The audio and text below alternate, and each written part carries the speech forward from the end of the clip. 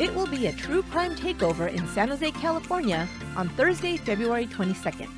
Hi, this is Esther, host of Once Upon a Crime. I will be co-hosting a podcast listener meetup with two legends in true crime podcasting, Justin and Aaron from the Generation Y. Come on out to the V-Bar at Hotel Valencia on Santana Row to have a drink, take some selfies, and talk true crime with us and other true crime podcast fans. No tickets are required. Just show up and bring your best partners in true crime to enjoy a fun night out with us, beginning at 6 p.m. Go to our events page at truecrimepodcast.com for more information, and we'll see you there.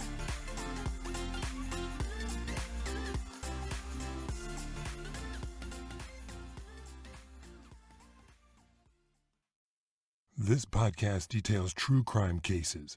It contains adult themes and may contain descriptions of violence. It is not intended for children. Listener discretion is advised.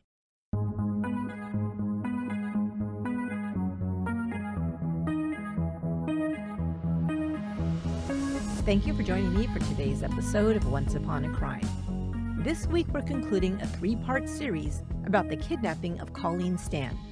If you've not yet listened to parts 1 and 2, you'll want to start with episodes 308 and 309. By August 1984, 27-year-old Colleen Stan had been held captive by 30-year-old Cameron Hooker and his 26-year-old wife Janice for nearly 7 years after being abducted while hitchhiking. Colleen was imprisoned in a specially constructed wooden box and subjected to daily sexual assault, torture, starvation, extreme isolation, and sensory deprivation. After years of being under Cameron Hooker's complete control, she'd earned brief periods of freedom. Her captor had used extreme levels of coercive control and brainwashing to render Colleen powerless even while not in his presence. Despite this trauma, Colleen and Hooker's wife Janice, who was also subjected to her husband's violent sexual fantasies and abuse, formed a close bond. Hooker had convinced Colleen that if she ever attempted to run away, a slave trade network called the Company would hunt her down, torture and kill her, and murder her family members as well. In August of 1984, Janice Hooker finally broke down and revealed to Colleen that there was no all-powerful sex slave network watching her. It was all a lie that her husband had made up to control Colleen. Colleen took immediate steps to flee her captor. With the assistance of their pastor, the women planned their escape. This is where we left off in the story in the last episode. In this third and final episode, I'll conclude the series, The Girl in the Box, the kidnapping of Colleen Stan.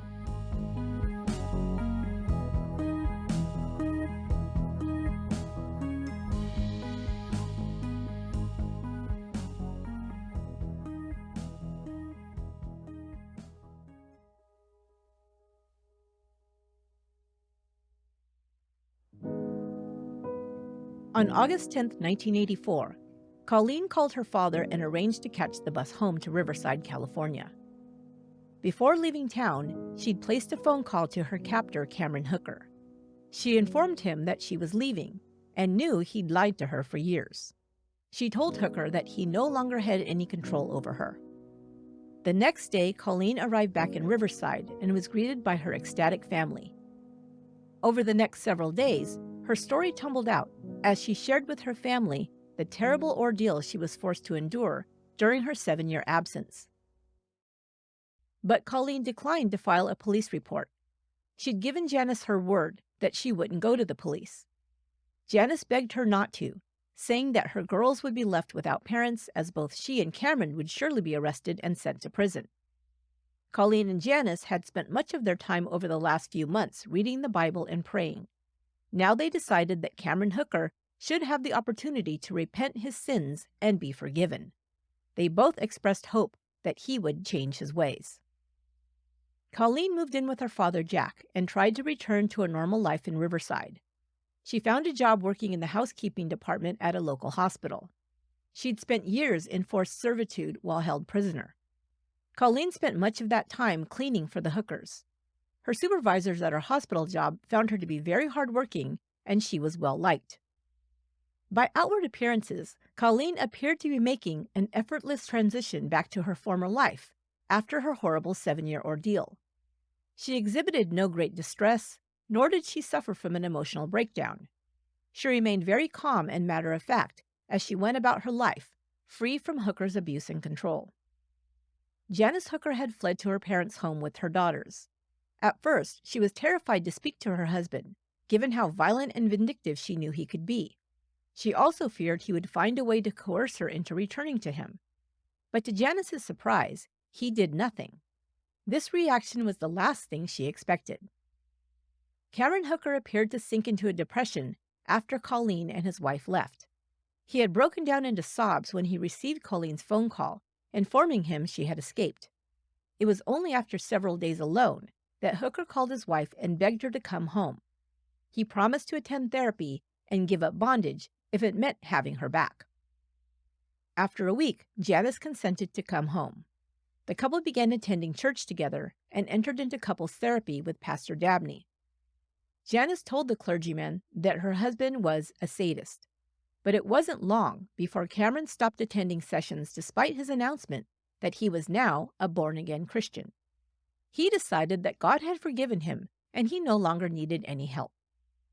But even a month after Colleen's escape, Hooker was still on edge about the prospect of Colleen reporting him to the police.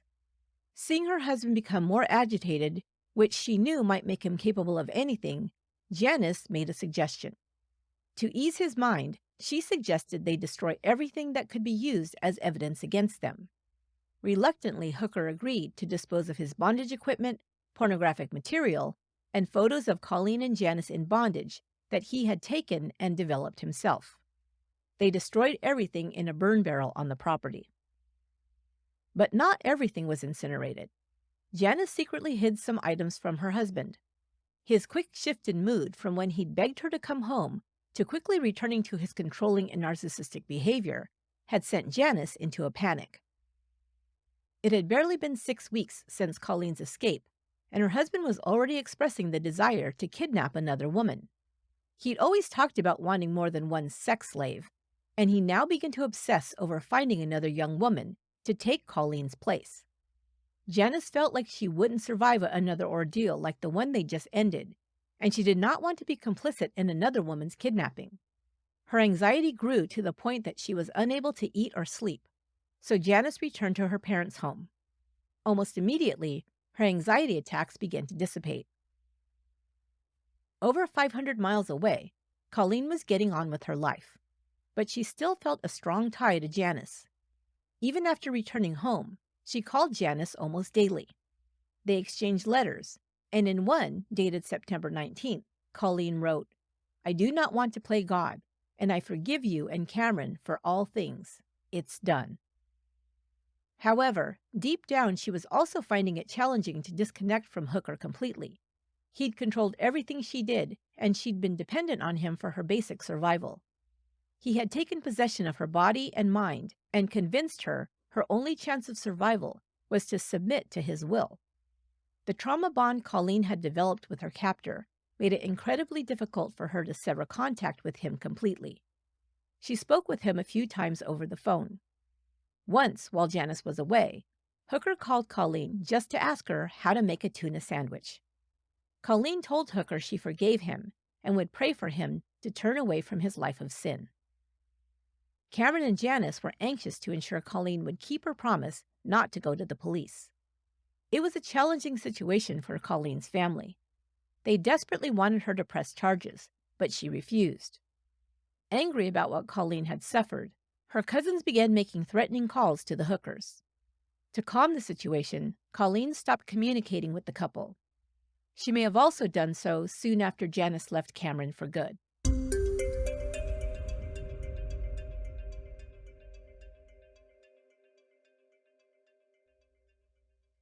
On November 1st, 1984, Janice visited the mobile home to find out if Cameron had destroyed the rest of his bondage equipment.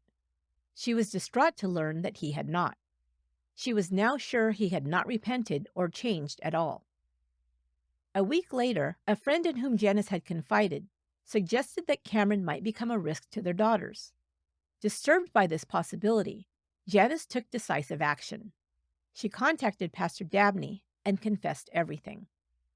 Shocked, the pastor urged Janice to call the police, but she was so terrified she begged Pastor Dabney to make the call for her. When Janice first spoke to Lieutenant Jerry D. Brown of the Red Bluff Police Department, she gave him details of the kidnapping of Colleen Stan. But she had even more to confess. She detailed another kidnapping committed by her husband in January of 1976. Cameron Hooker had murdered this young woman, Janice admitted through tears.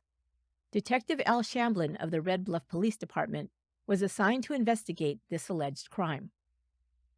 On November 9th, Janice was granted immunity by the district attorney in return for agreeing to both provide a complete account of what had happened to Colleen Stan and to testify against her estranged husband. She had given Detective Shamblin full details about the 1976 murder of a 19-year-old woman named Mary Elizabeth Marliz Spanicky. Marliz disappeared on January 31, 1976, from Chico, California, about a 40-minute drive from Red Bluff. Janice stated, and later testified at trial, that on the last day Marliz was seen alive, the couple picked her up as she hitchhiked. They drove her to her destination, but as she was getting out of the vehicle, Cameron Hooker grabbed her and forced her back into the car before affixing the headbox to the terrified girl. The couple drove the girl back to their home, where she was hung from her wrists in the basement, undressed and tortured. Wanting to stop the young girl's screams from alerting anyone, Hooker took brutal measures. Using a knife, he cut the young woman's vocal cords. Now unable to speak at all and in unbelievable pain, Marliz gestured to him that she wanted to write a note. He allowed this, and she scribbled the name and number of her boyfriend, telling Hooker that he could call him and ask for money to buy her release. He refused. Instead, he shot Marliz several times in the stomach with a pellet gun, an act which Janice described as a, quote, torture thing. Unlike Colleen, Marliz's ordeal was short-lived. Janice told the detective that Hooker strangled the girl to death later that night. She said she believed Cameron killed Marliz because he, quote, lost control of the situation. In the early hours of February 1st, the couple wrapped the body in a blanket and drove into the mountains. They buried the body in a shallow grave near Lassen Volcanic National Park. Later, investigators conducted an extensive search of the area, but Marliz Spanicky's remains were never found. At the time of her disappearance, her boyfriend was investigators' main suspect. He'd reported that they had argued just before she'd stalked off to return home alone. He lived under suspicion for 8 years before Janice came forward to reveal what had happened to Marliz. On November 12th, Detective Shamblin flew to Riverside to interview Colleen in the presence of her parents. They listened as Colleen recalled the details of her kidnapping, the forced captivity, bondage, torture, the slave contract, and the terror she lived under daily for 7 years. Unlike Janice, who had broken into sobs, hyperventilating during her interview, Colleen was completely calm and unemotional. When asked why she didn't go to the police once free, she explained that Janice asked her not to. Colleen was candid about her motivation for speaking with law enforcement, saying, quote, "I'm not doing this for revenge, but only because I don't want it to happen to anyone else."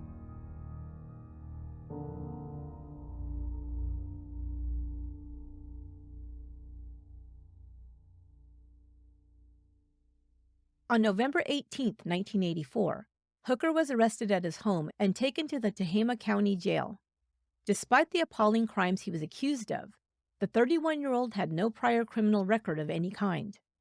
Unfortunately for Marliz Spanicky's family, there was insufficient evidence for authorities to prosecute Hooker for her murder. It was only a matter of time before the press got a hold of the story. It quickly became a worldwide media sensation, with headlines that read, "Police arrest suspect in kidnap sex crimes," and "Sex victim held for 7 years." Lurid details about the box under the Hooker's waterbed were leaked to the press, and the small rural town of Red Bluff became overrun with reporters and news cameras. Colleen Stan's kidnapping became known as the Girl in the Box case or the sex slave case. The reports confused local residents who had seen Colleen coming and going from the house freely over the years. They were baffled as to how it could be a case of kidnapping when she had taken the Hooker's daughters out on walks, jogged around their neighborhood, gone shopping, worked outside in the yard, and even held a job. Even the hooker's former landlords, the Lettys, commented on the amount of freedom Colleen appeared to have. Mrs. Letty stated that she and Colleen had spent time alone having tea in her home. The young woman said nothing about being held against her will, she said. Regarding Cameron Hooker, Mrs. Letty told reporters, quote, "Quiet as he was and everything, it's hard to believe he'd do those things," end quote. Hooker's parents, Harold and Lorena, were also interviewed and expressed their shock at allegations made against their son. They'd met Colleen, whom they knew as Kay, the babysitter, and couldn't believe she'd been held against her will. They said they were devastated for the young lady and her family if it were true. Harold Hooker described his son as, quote, "the greatest son in the world," adding, "He was a good, easy kid to raise. No trouble at all. He never ever let his temper get away from him."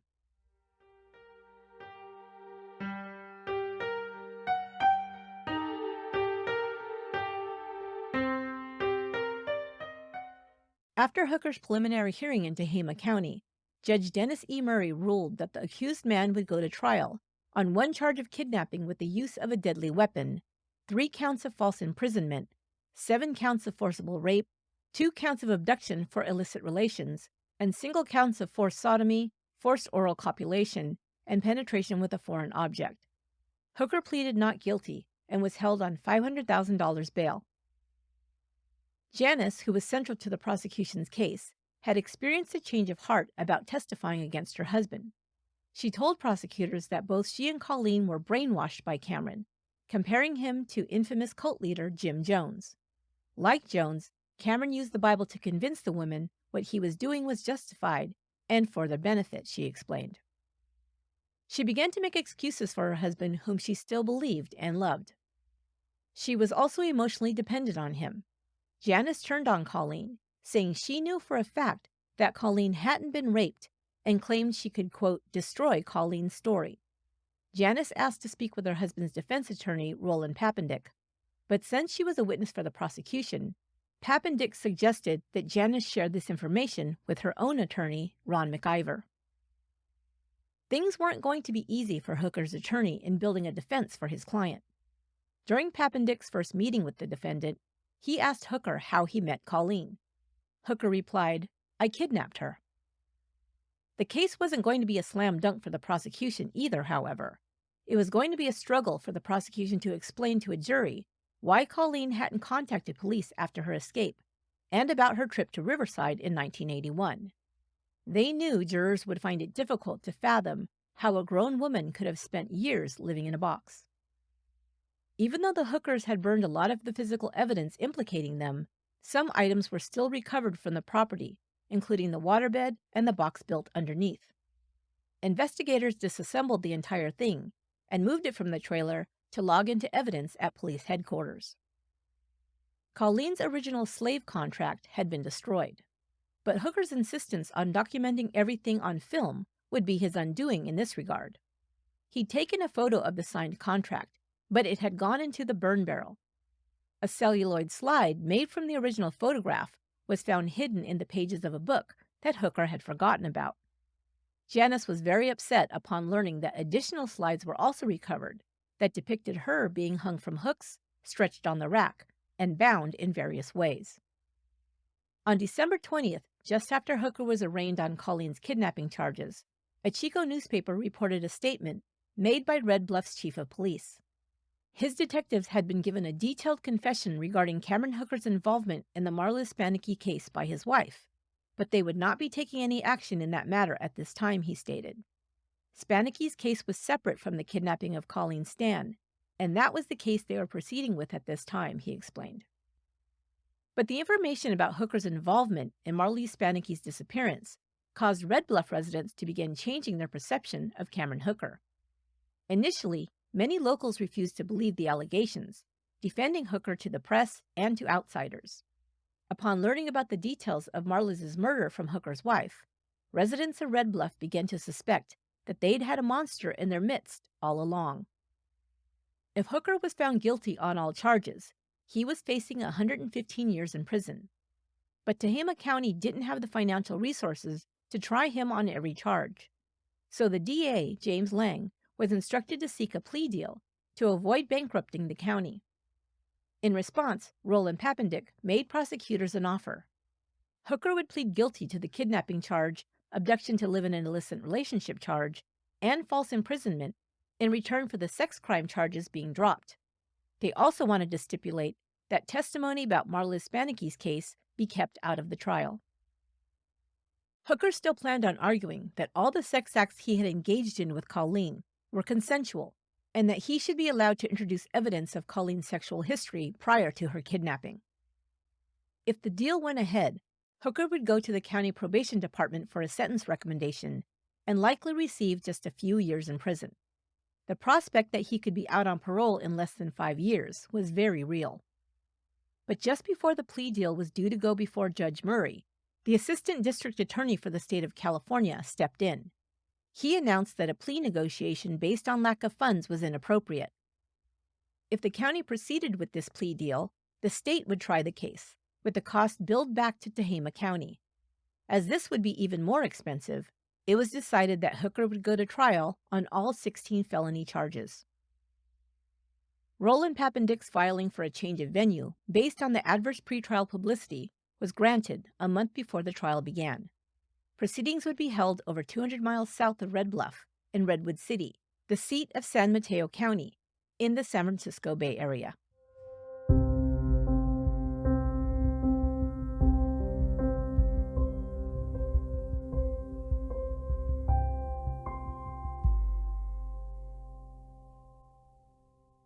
Jury selection began on September 24, 1985, under San Mateo Superior Court Judge Clarence Knight. The prosecution's strategy was to put both its star witnesses, Colleen Stan and Janice Hooker, on the stand. Others giving evidence against Hooker included his daughters, the Hooker's neighbors, Colleen's sister Bonnie Sue, Pastor Frank Dabney, and 2 expert witnesses, a physician and a psychologist. Christine McGuire, deputy DA for Tehama County, served as lead prosecutor. She initially rejected presenting the brainwashing theory to the jury. A jury had recently rejected this strategy as a defense in heiress Patty Hearst's kidnapping case. In 1974, Hearst was abducted by a far-left militant group and held for almost 2 years, during which time she had participated in a bank robbery with group members. She was arrested, tried, and found guilty of armed robbery, and subsequently sentenced to 7 years in prison. D.A. McGuire eventually decided that the jury's understanding of Colleen's mental state during her time in captivity was crucial to the case. The prosecution had interviewed psychologists who worked with hostages and cult survivors, experts who are knowledgeable about the psychological trauma of being in these types of situations. Together with these experts, McGuire learned all she could about post-traumatic stress disorder, Stockholm syndrome, involuntary conversion, and coercive control, and crafted her case in a way jurors could understand. McGuire explained to the jury that Hooker used mind and behavioral control techniques, including isolation and terror, to control Colleen. The court heard that Colleen's failure to go to the police resulted from, quote, 7 years of attachment conditioning. Like an infant utterly reliant on another person for survival, Colleen had been entirely dependent on Hooker when it came to even the most basic daily aspects of life, the prosecutor explained. The prosecution introduced over 100 pieces of physical evidence, including the head box, photographs of both Colleen and Janice in bondage, a copy of the slave contract, the waterbed pedestal and its concealed box underneath, and the rack on which Colleen was tortured. Jurors gasped at 2 enlarged photographs, allowing them to view them clearly. One was of Colleen nude and hanging by the wrists with the slave collar around her neck. Janice was the state's first witness. Stunned jurors listened as she explained that for the first 5 months of Colleen's imprisonment, she was locked in the box under the bed for 23 hours a day. The box was displayed in the courtroom so the jury could see how Colleen had been confined. Janice Hooker testified that her husband had instructed Colleen to sign the slave contract, threatening that if she did anything wrong, her family would also be killed. The court heard how Cameron Hooker had planned to kidnap more women, stalking them and taking photos with a telephoto lens. Janice presented to the jury as someone controlled by and fearful of her husband, of being abandoned by him, but also of being physically harmed and humiliated. She also testified how Hooker used her and Colleen's faith against them after they began studying the Bible together. He drilled into them Bible passages that commanded slaves to be submissive to their masters and wives to their husbands as another way to justify his control over the women. Colleen took the stand next. She described the details of her kidnapping and time in captivity in a matter-of-fact, unemotional way. Some thought this odd and wondered if her story had been fabricated.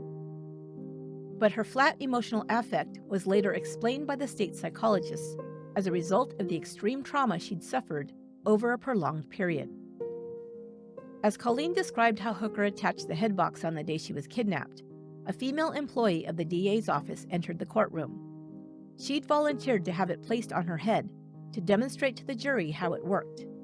When Detective Shamblin snapped the headbox shut, jurors and those in the public gallery gasped as the woman staggered under its weight. Colleen gave graphic testimony of the torture sessions Hooker subjected her to. She detailed that between 1979 and 1980, while she was allowed out of the box to babysit the Hooker's children, she was kept in a back bathroom, chained to the toilet at night. Colleen also testified that Janice lied when she said Colleen wore makeup to appear attractive for Cameron, that she'd made him special meals, and, quote, hugged and kissed him. She said Janice was complicit in keeping her captive. Janice had watched her every move and told Colleen that if she tried running away, quote, you might as well put a gun to your head and shoot yourself, end quote. Colleen admitted telling Hooker she loved him in 1980, but explained that this was out of fear. Quote, because I felt that if I made him feel that I loved him, he would treat me better. Sometimes, she said, she felt a sort of love and thankfulness towards her captor, but she now couldn't understand why, because she knew he was a, quote, very terrible person. The jury also heard Colleen's account of the obedience tests she had to perform before being permitted to visit her family in 1981. Cameron Hooker had forced her to put the barrel of a gun into her mouth and pulled the trigger. She explained to the jury why she didn't stay with her family after the visit, saying she was too terrified of what he would do, or the company would do, if she said anything to her family members. This pervasive fear also explained why Colleen was too scared to leave when she was given more freedom in Red Bluff. She denied what Janice had testified to on the stand, that she had given Colleen the opportunity to leave earlier. Janice testified that before Colleen went to Riverside in March of 1981, she told her she could leave. According to Janice, Colleen responded, quote, God doesn't want me to go yet. Colleen denied this ever happened, but testified that Cameron Hooker had repeatedly told her that it was God's plan for her to be there so he could, quote, straighten out her life.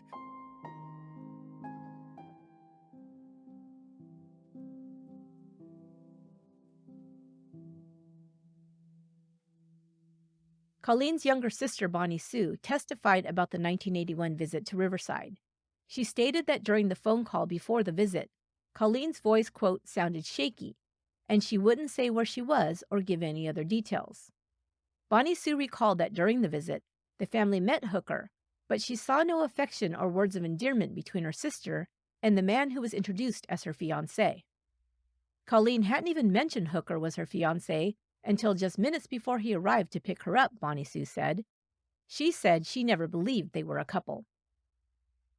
The Hooker's daughters, who are now aged 9 and 7, were next to testify. Taking the stand one at a time, they were shown a picture of the woman they'd known as Kay. The girls stated that at one point, they were told Kay had gone home, and they hadn't seen her again for a very long time. They also told the court about a locked bathroom that they were never allowed to enter. This was the bathroom where Colleen was locked at night. The couple's youngest daughter recalled her mother yelling at her when she and a cousin were exploring an area of the property they'd been forbidden to go. They saw a hole that appeared to lead to an underground room, she said. Colleen had been kept in the underground bunker briefly in 1983 until it had flooded. The girl described seeing a light on in the hole, but said she didn't see Kay. Dr. Michael J. Vovakes, a physician who examined Colleen 4 months after she fled Red Bluff, was the prosecution's first expert witness. He testified that among Colleen's many injuries were her pierced labia, scars on her left breast, both wrists, both ankles, and inner thighs near the groin, with one appearing to be a burn scar. Her hair was also very thin. Psychologist Dr. Christopher Hatcher was called to testify. Dr. Hatcher had been awarded grants to research hostage behavior. He had studied Jim Jones's People's Temple cult and its members, and had expertise in hypnosis, terrorism, victim behavior, violent behavior, mind control, and coercion. He'd worked with many law enforcement agencies, including the U.S. Department of Justice, Scotland Yard, the San Francisco Police Department, the Los Angeles Police Department, and the U.S. Secret Service.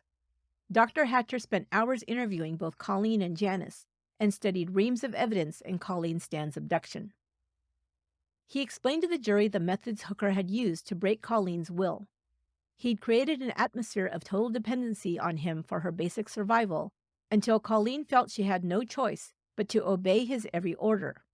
Hooker isolated, tortured, and abused her, took away her clothes, restricted her access to fresh air, daylight, bathing, and toileting facilities, controlled her food and water intake, and required her to ask permission for even basic functions.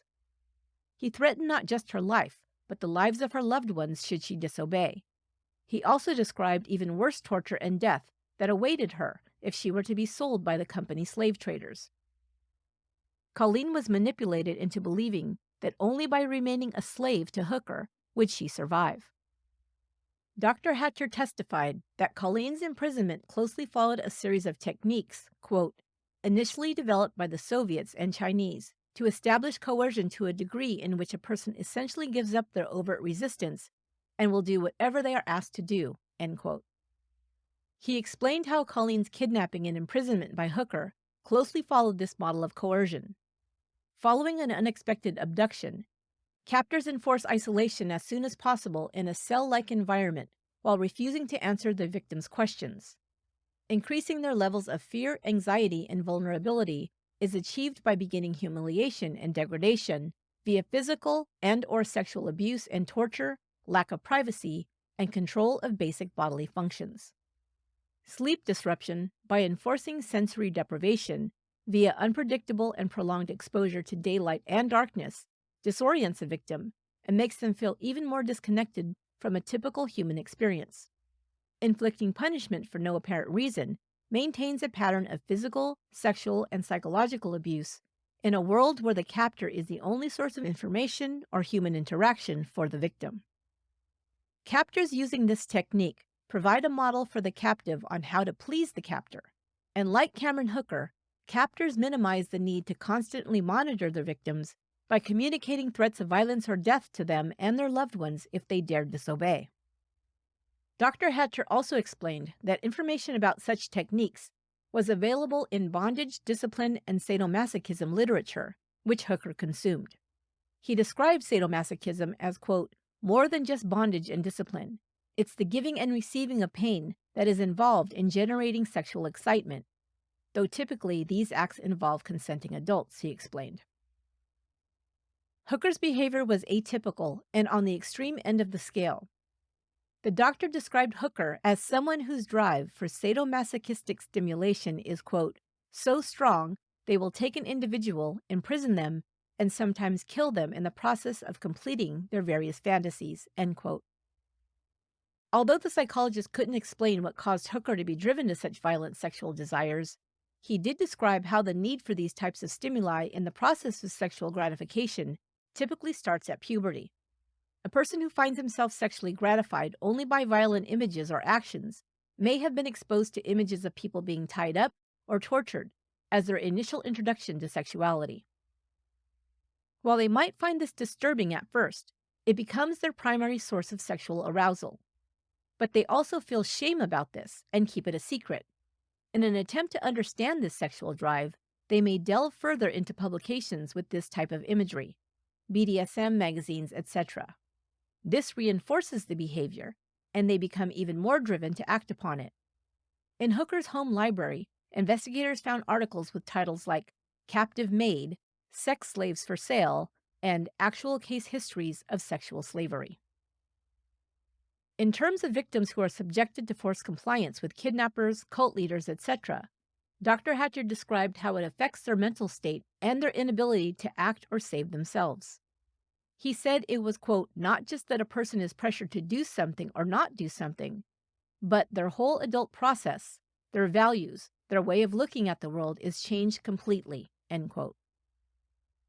When no one intervened to help Colleen, even when she was out in public and seemingly free, this further reinforced her belief that she would never be saved and there was no escape from her situation. She resigned herself to accept that this was her fate. This may also have been the reason that Colleen immersed herself in her faith. She believed that only God could save her now. If she had faith but was never saved, Colleen took solace that one day she would, quote, be with Jesus. Finally, Dr. Hatcher suggested it would take a person who had suffered the amount of trauma Colleen had some time after returning to normal life before they were able to confront or report their captor. To do so would force them to relive the experience all over again, something Colleen wanted to avoid at all costs. The DA described for the jury how Colleen Stan appeared entirely uninterested in Hooker's arrest, his plea, or details of the trial, but had told her that she, quote, just wanted to get on with her life. Dr. Hatcher concluded his testimony by saying that other than experiences of Black slavery in America, or other cases that went back much further in history, Colleen's case was extremely unique, adding, quote, there would not be a similar situation in which this degree of captivity and sadomasochistic torture of a human being had existed in a previous case.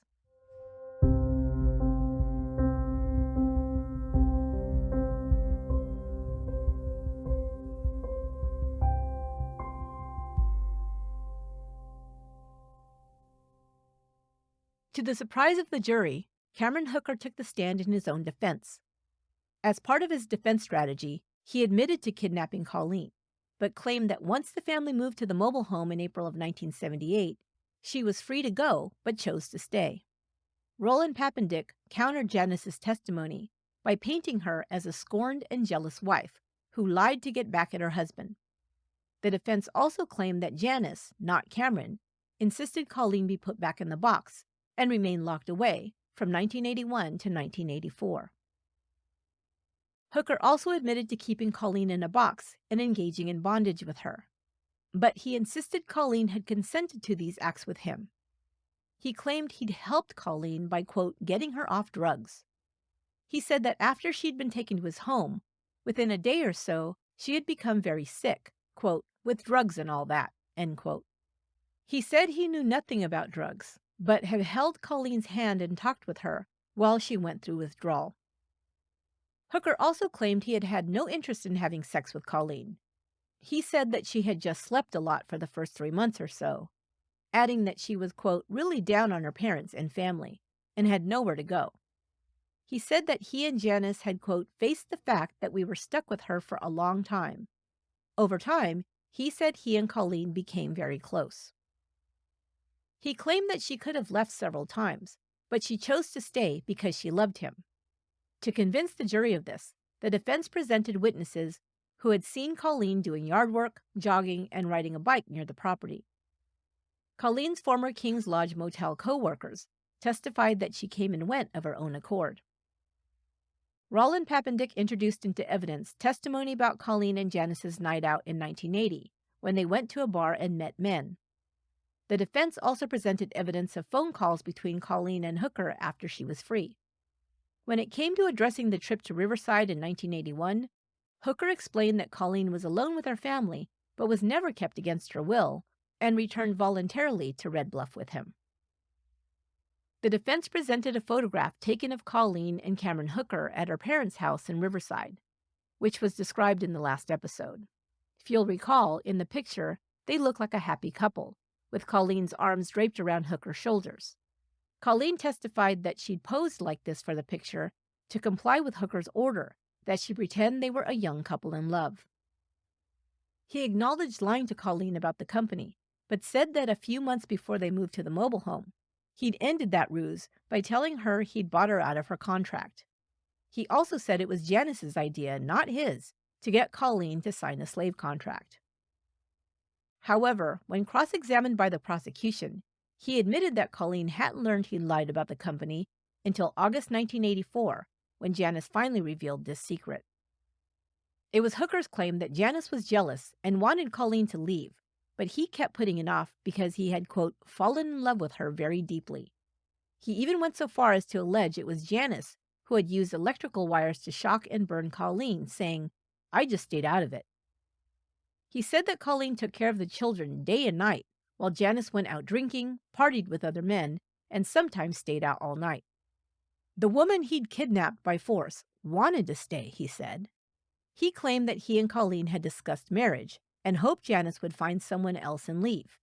When asked by the prosecution about the slave collar he'd made Colleen wear around her neck, he claimed it was a sort of wedding band.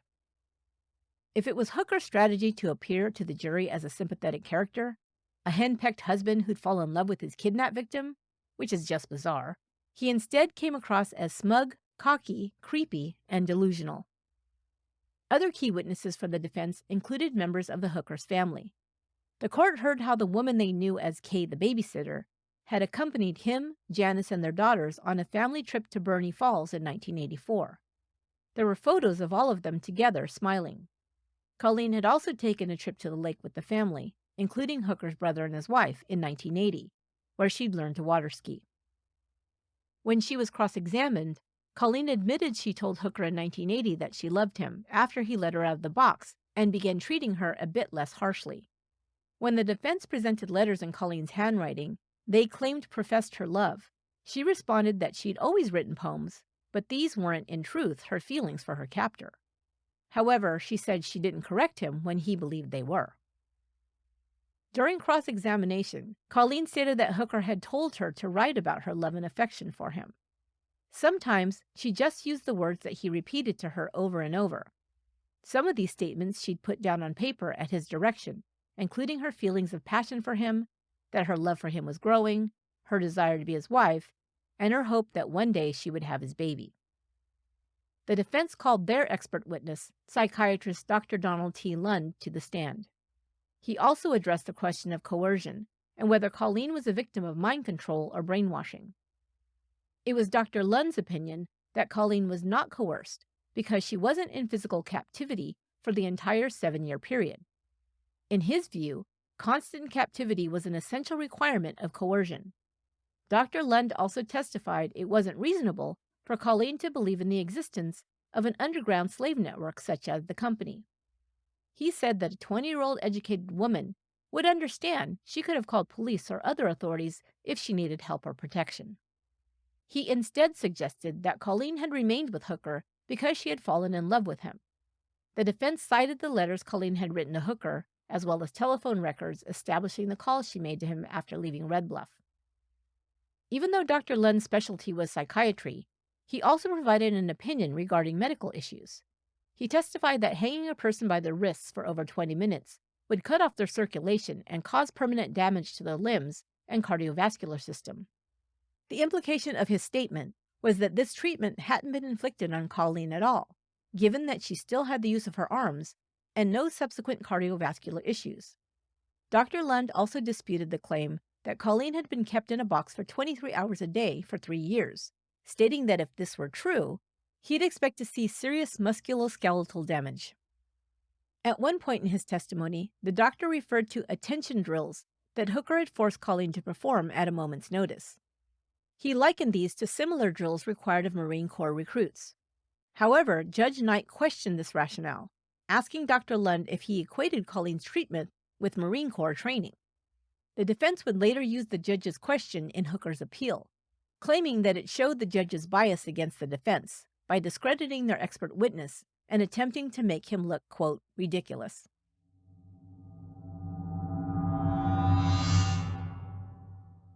Just 5.5 weeks after the trial began, and after 3 days of deliberation, on October 31, 1985, the jury found Cameron Hooker guilty of 10 felony counts, including kidnapping, oral copulation, rape with a foreign object, sodomy, and 6 counts of rape. The only remaining charge, the 7th count of rape, resulted in a hung jury, and this count was dismissed. Colleen wasn't in court for the verdict, but when lead prosecutor Christine McGuire called her with the news, She was overwhelmed with relief, responding, "Praise the Lord, justice is done." Following the verdict, jurors said what convinced them of Hooker's guilt on almost every count was Dr. Hatcher's testimony. His compelling expert testimony helped the jury understand Colleen's state of mind and her inability to break free of Hooker's control. The jury believed Colleen's expressed love for her captor was, quote, a different kind of love, like an abused child, seeking attention and affection after being abused, end quote. They also found Colleen's testimony convincing due to her demeanor, her deadness, her stillness, as one juror described it. 3 days after the conviction, Hooker called Colleen from the San Mateo County Jail, telling her, quote, "I just wanted a call so that you can chew my butt out or say whatever you want to me." Colleen responded, "I have nothing to say to you," before hanging up. D.A. McGuire quickly contacted the county jail to ensure Hooker could no longer reach out to Colleen. Almost a month later, on November 22, 1985, Judge Knight sentenced 32-year-old Cameron Hooker to a maximum of 104 years in prison. The sentences for the sex offenses would run consecutively, totaling 60 years, with an indeterminate sentence of 1 to 25 years for the kidnapping and a 5 to 10-year sentence for the use of a knife. In his sentencing remarks, Judge Knight described Hooker as, quote, "the most dangerous psychopath I have ever dealt with, who will be a danger to women as long as he is alive," end quote. On November 26, Hooker was transferred to the California Medical Facility at Vacaville for evaluation. Infamous serial killer Edmund Kemper has been incarcerated at Vacaville since 1973. Hooker was later transferred to Folsom Prison. His attorney immediately appealed Hooker's sentence. The California Court of Appeal denied it in March of 1988.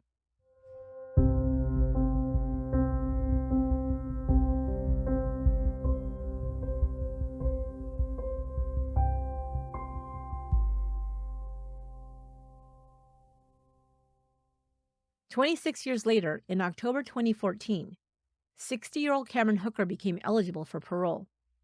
On April 16th of the following year, he appeared before the California Department of Corrections Parole Board for a suitability hearing under the state's elderly parole program. He was denied parole, and the board ruled Hooker ineligible for another hearing for 15 years. On December 7, 2018, Hooker, now 65 years old, filed a petition to advance his next parole suitability hearing date, and again, the parole board denied his request. But in 2020, due to the state's efforts to lower inmate populations due to the COVID-19 pandemic, Hooker was deemed eligible for an advanced hearing date. Tehama County DA Matthew Rogers explained the decision, saying that changes to California's sentencing laws meant Hooker's sentence was reduced based on factors including changes to credit calculations. Despite this change, DA Rogers stated since then he and other law enforcement officials have made concerted efforts to stop Hooker from being eligible for eventual release. However, the DA followed this up with another announcement saying, quote, "A judge heard the evidence from the state doctors and determined that there is probable cause to believe that Hooker does meet the definition of a sexually violent predator. This determination means Hooker will now go to trial, which could either be a bench or a jury trial." When Colleen Stan heard the news of the upcoming trial, she said, quote, "We hear stories of people that have been let out early all the time that then go out and reoffend. I think it's an atrocity that they are not doing anything to try to protect us anymore, and they're just letting these people out," end quote. Prisoners who are classified as sexually violent predators in California are treated differently. If Hooker does receive this classification, he will not be paroled, but instead will be confined to a state mental hospital. He would be eligible for release only if officials determine that he has been rehabilitated. This process could take 10 to 20 years, and as of this writing, Cameron Hooker is already 70 years old. I have firsthand knowledge of how rare it is for the California Department of Corrections Parole Board to grant parole to offenders who have committed serious felonies and have been sentenced to long periods of incarceration. The board is very cautious about releasing offenders who have committed high-profile crimes such as this one. I'd venture to guess it is improbable that Cameron Hooker will ever be released from prison, although it's not impossible. Colleen Stan expressed gratitude to Red Bluff Police Chief Kyle Sanders and DA Rogers for their help in pursuing the case to push for Hooker to be classified as a sexually violent predator. She also expressed her gratitude to One Safe Place and Empower Tehama, two groups that help assault survivors.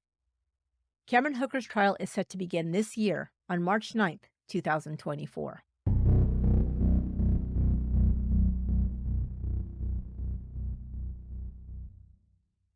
Following Colleen Stan's escape, she remained close to her family and continued living in Riverside. She later received about $20,000 from California's Victims Assistance Program to help restart her life.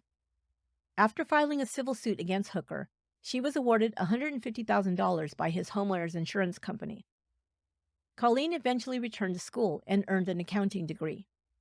In 1987, at the age of 30, she gave birth to a daughter. She's been married, divorced, and is now a grandmother. However, the 7 years she spent in captivity took a significant toll on both her physical and mental health. Today, at 67 years old, Colleen still attends church regularly and studies her Bible. But she continues to live with dental problems and chronic back issues and can't sit up for long without support. For a long time, she feared going out alone and crowds. She has been diagnosed with PTSD and tends to overeat after so many years of having just one meal a day. Despite the lifelong trauma she has to deal with daily, Colleen now counsels other women who have experienced abuse. Janice Hooker, who now goes by her maiden name, filed for divorce from her husband in January 1986 and raised her daughters in the Northern California area. She went back to school and became a licensed social worker in 1998. She has been employed with various state and private organizations in Northern California. That will do it for this episode of Once Upon a Crime. Make sure to follow or subscribe to Once Upon a Crime on your favorite podcast app so you don't miss an episode. Mark your calendars for Thursday, February 22nd to attend our True Crime Listener Meetup in San Jose, California. I'll be co-hosting this fun, informal event with the boys from Kansas City, Justin and Aaron from the Generation Y podcast. Spend an evening with us hanging out and talking true crime. Tickets aren't required and everyone is invited. Bring your best partners in crime. Get more information by clicking on the link in the show notes or go to truecrimepodcast.com and click on upcoming events. You can also find all our social media links on our website. Once again, that's truecrimepodcast.com. Once Upon a Crime is produced and edited by me, Esther Sanchez Ludlow. My production and administrative assistant is Lorena Garcia. Research for this episode was provided by Emma Battaglia and was co-written by Gemma Harris. Until next time, be good to one another.